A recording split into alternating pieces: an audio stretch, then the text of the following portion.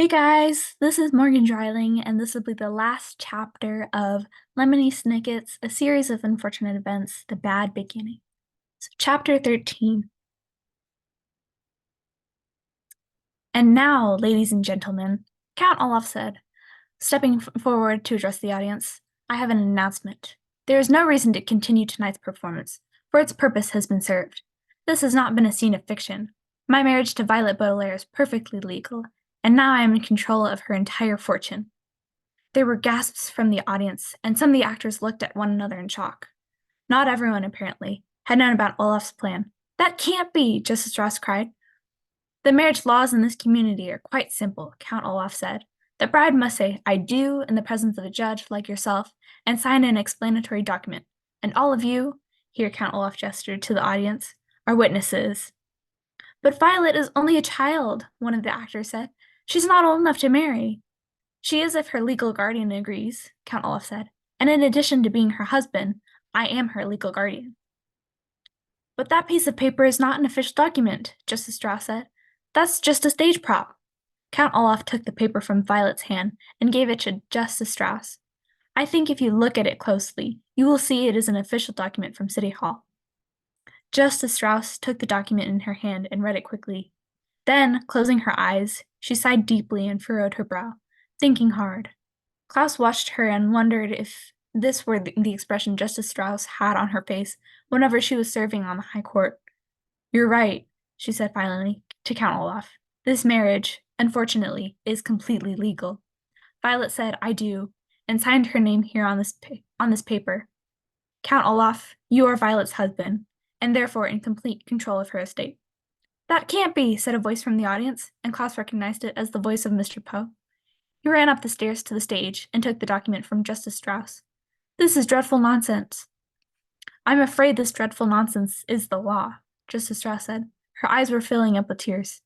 I can't believe how easily I was tricked, she said. I would never do anything to harm you children. Never. You were easily tricked, Count Olaf said, grinning, and the judge began to cry. It was child's play, winning this fortune. Now, if all of you will excuse me, my bride and I need to go home for our wedding night. First let Sunny go, Klaus burst out. You promised to let her go. Where's Sunny? Mr. Poe asked. She's all tied up at the moment, Count Olaf said. If you will pardon a little joke. His eyes shone as he pressed buttons on the walkie-talkie and waited while the hook-handed man answered. Hello? Yes, of course it's me, you idiot. Everything has gone according to plan. Please remove Sunny from her cage and bring her directly to the theater. Klaus and Sunny have some chores to do before they go to bed. Count Olaf gave Klaus a sharp look. Are you satisfied now? He asked. Yes, Klaus said quietly. He wasn't satisfied at all, of course, but at least his baby sister was no longer dangling from a tower. Don't think you're so safe, the bald man whispered to Klaus. Count Olaf will take care of you and your sisters later. He doesn't want to do it in front of all these people. He did not have to explain to Klaus what he meant by the phrase take care of. Well, I'm not satisfied at all, Mr. Poe said. This is absolutely horrendous. This is completely monstrous. This is financially dreadful. I'm afraid, however, Count Olaf said, that it is legally binding. Tomorrow, Mr. Poe, I shall come down to the bank and withdraw the complete Baudelaire fortune. Mr. Poe opened his mouth as if to say something, but began to cough instead. For several seconds, he coughed into a handkerchief, while everyone waited for him to speak. I won't allow it, Mr. Poe finally gasped, wiping his mouth. I will absolutely not allow it. I'm afraid you have to, Count Olaf replied. I'm afraid Olaf is right, Justice Strauss said through her tears. This marriage is legally binding. Begging your pardon, Violet said suddenly, but I think you may be wrong. Everyone turned to look at the eldest Baudelaire orphan.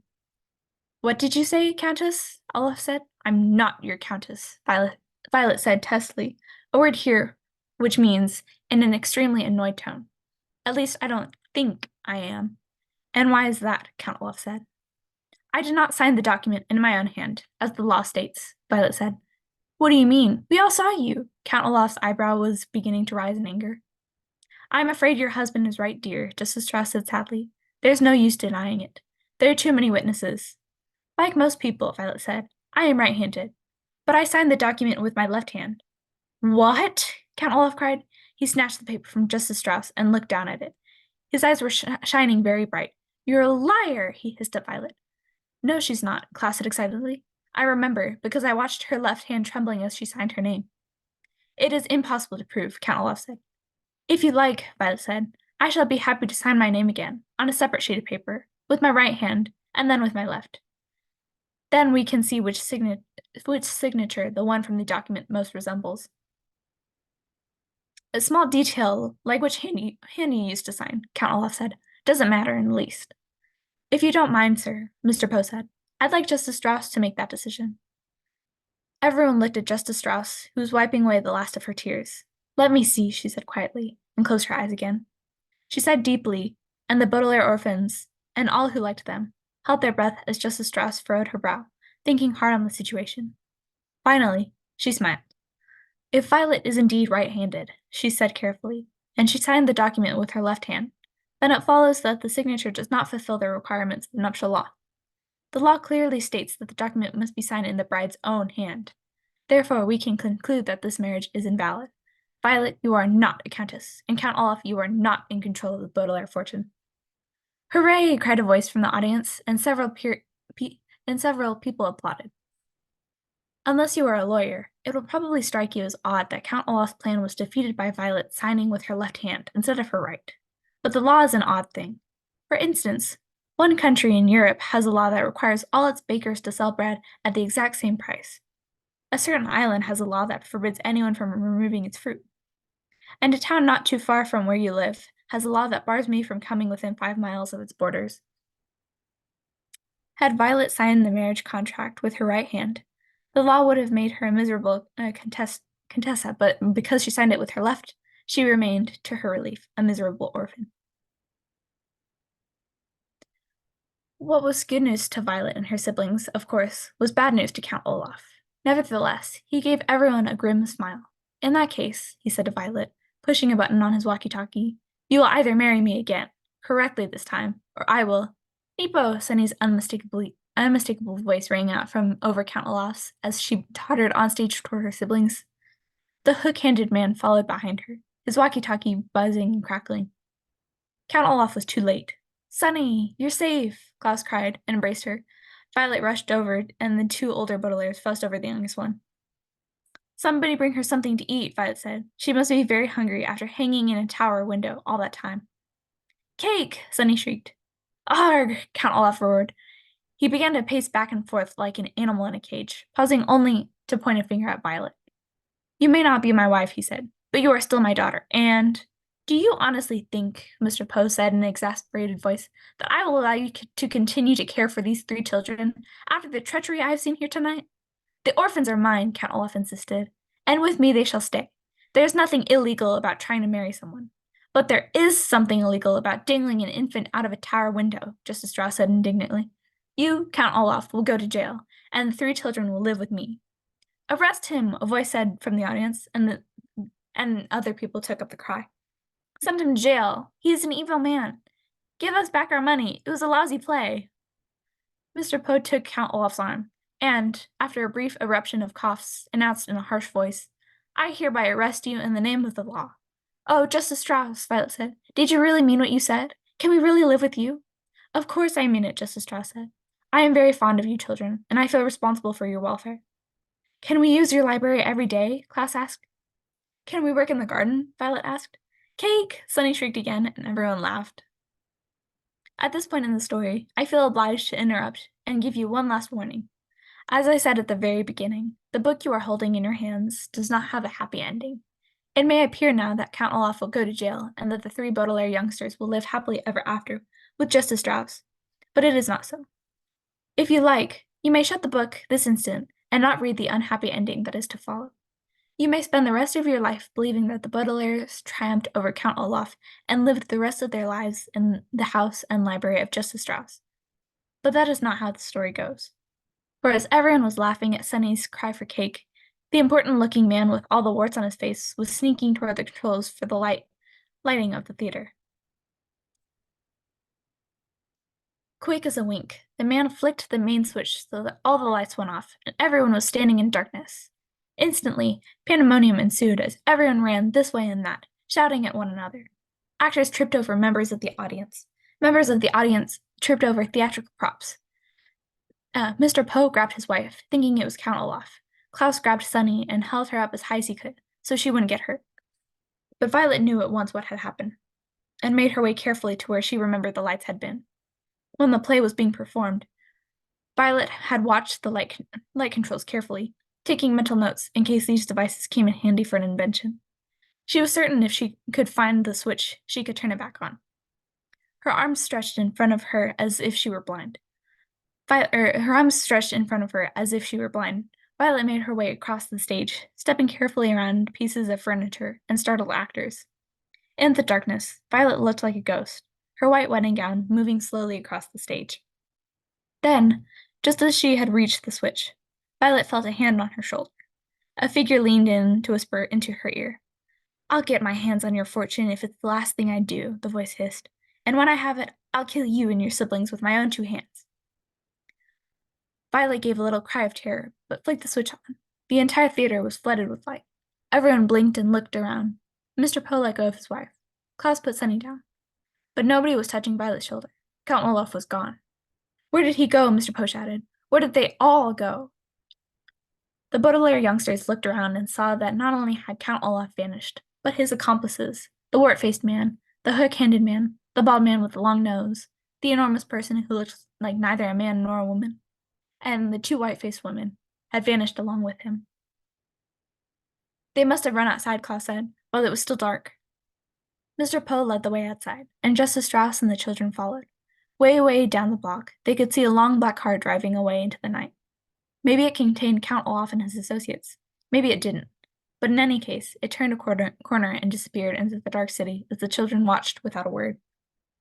"Blast it," Mr. Poe said. "They're gone. But don't worry, children. We'll catch them. I'm going to call the police immediately." Violet, Klaus, and Sunny looked at one another and knew that it wasn't as simple as Mr. Poe said. Count Olaf would take care to stay out of sight as he planned his next move. He was far too clever to be captured by the likes of Mr. Poe. "Well, let's go home, children," Justice Strauss said. "We can worry about this in the morning, when I fixed you a good breakfast." Mr. Poe coughed. "Wait a minute," he said, looking down at the floor. "I'm sorry to tell you this, children, but I cannot allow you to be raised by someone who's not a relative." "What?" Violet cried. "After all Justice Strauss has done for us?" "We never would have figured out Count Olaf's plan without her and her library," Klaus said. "Without Justice Strauss, we would have lost our lives." "That may be so," Mr. Poe said, "and I thank Justice Strauss for her generosity. But your parents' will is very specific. You must be adopted by a relative. Tonight you will stay with me in my home, and tomorrow I shall go to the bank and figure out what to do with you. I'm sorry, but that is the way it is." The children looked at Justice Strauss, who sighed heavily and hugged each of the Baudelaire youngsters in turn. "Mr. Poe is right," she said sadly. "He must respect your parents' wishes. Don't you want to do what your parents wanted, children?" Violet, Klaus, and Sunny pictured their loving parents and wished more than ever that the fire had not occurred. Never had they felt so alone. They wanted very badly to live with this kind and generous woman, but they knew that it simply could not be done. "I guess you're right, Justice Strauss," Violet said finally. "We will miss you very much." "I will miss you too," she said, and her eyes filled with tears once more. Then they gave Justice Strauss one last embrace. Then they each gave Justice Strauss one last embrace and followed Mr. and Mrs. Poe to their car. The Baudelaire orphans piled into the back seat and peered out the back window at Justice Strauss, who was crying and waving to them. Ahead of them were the darkened streets, where Count Olaf had escaped to plan more treachery. Behind them was the kind judge who had taken such an interest in the 3 children. To Violet, Klaus, and Sunny, it seemed that Mr. Poe and the law had made the incorrect decision to take them away from the possibility of a happy life with Justice Strauss and toward an unknown fate with some unknown relative. They didn't understand it, but like so many unfortunate events in life, just because you don't understand it doesn't mean it isn't so. The Baudelaires bunched up together again against the cold night air and kept waving out the back window. The car drove farther and farther away until Justice Strauss was merely a speck in the darkness, and it seemed to the children that they were moving in an aberrant, the word aberrant here means very wrong and causing much grief, direction.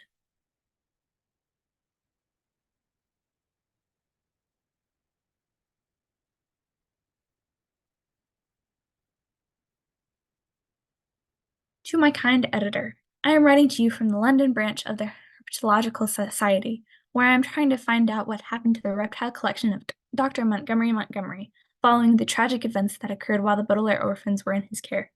An associate of mine will place a small waterproof box in the phone booth of the Electra Hotel at 11 p.m. next Tuesday. Please retrieve it before midnight to avoid it falling into the wrong hands. In the box, you will find my description of these terrible events, entitled The Reptile Room, as well as a map of Lassie Lane, a copy of the film Zombies in the Snow, and Dr. Montgomery's recipe for a coconut cream cake. I have also managed to track down one of the few photographs of Dr. Lucafont in order to help Mr. Halkis with his illustrations. Remember, you are my last hope that the tales of the Baudelaire orphans can finally be told to the general public. With all due respect, Lemony Snicket.